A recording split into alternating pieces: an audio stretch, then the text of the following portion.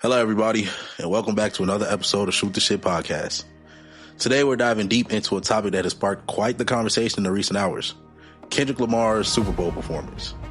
Now, before we get into the nitty-gritty, let me set the stage.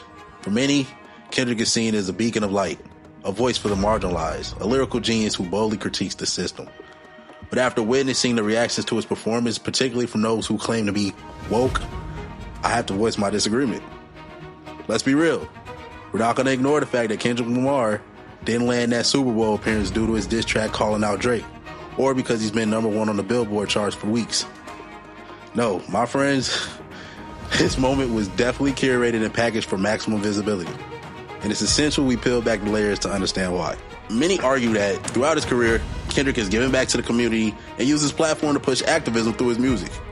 However, I pose a critical question. If Kendrick is truly a champion for the people, why is he being compensated by one of the biggest enemies of Black America? Yes, I'm talking about the music industry.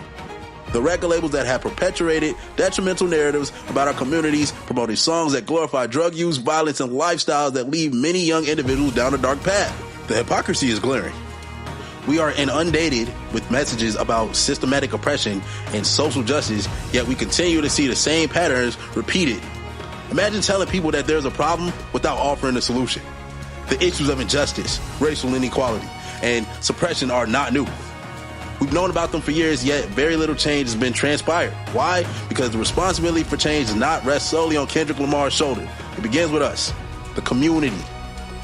The media and the record labels have wielded tremendous power, pushing narratives and agendas that have influenced public perception.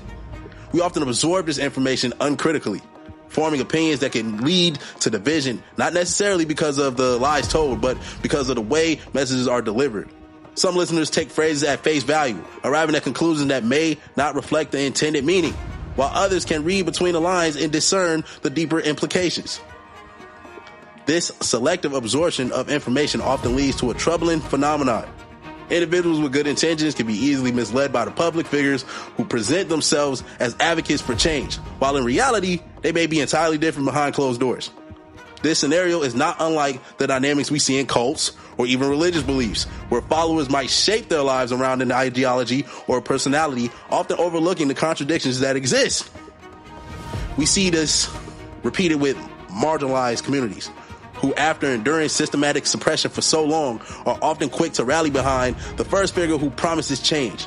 But if genuine change were truly on the horizon, why are we still grappling with the same issues that have plagued us for so many decades? Consider this. Many of those we trust and support who speak eloquently about change have made little to no tangible progress. Yet, paradoxically, they are often compensated handsomely for their efforts. This trend echoes the practices we observed with political circles, particularly in the Democratic Party, which has historically positioned itself as the champion of the people. However, the reality is that the incarceration rates for young individuals are at an all-time high, and the cost of living continues to soar. And here we have Kendrick's Super Bowl performance, which some claim illuminated these pressing issues. But let's take a step back and evaluate. Did it really? Or was it merely a calculated performance during one of the most watched events in television history, conveniently timed after a divisive election and amidst an ongoing national crisis? To further illustrate my point, let's challenge the notion of altruism in our public figures. If these individuals truly cared about the communities they claim to represent, why are they not advocating for free services? Why not ask doctors to provide free life-saving care for free? Or request that the law enforcement officers uphold the law without compensation? Let's look at Kendrick Lamar specifically. Why not urge him to donate his royalties back to the communities he seeks to uplift? Instead, we see him profiting from the very system that many claim is oppressive. Until we witness such actions, can we truly consider someone's fight for activism and reform to be genuine? In my view, Kendrick's performance was less about activism and more about branding.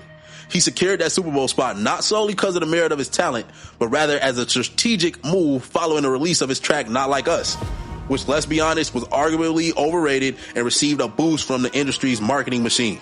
At the end of the day, it's called the music business for a reason, with emphasis on the business aspect. The music industry is not merely a platform for artist expression anymore. It's a profit-driven enterprise where artists and their songs are products to be marketed and sold at opportune moments. And what better time to unleash a politically charged performance than during the Super Bowl, the pinnacle of commercialized entertainment? It's crucial to question the motives behind these high-profile performances and recognize the systematic issues that persist, regardless of who is on stage. My name is Gangster of Prophecy, and thank you for a quick episode of Shoot the Shit Podcast.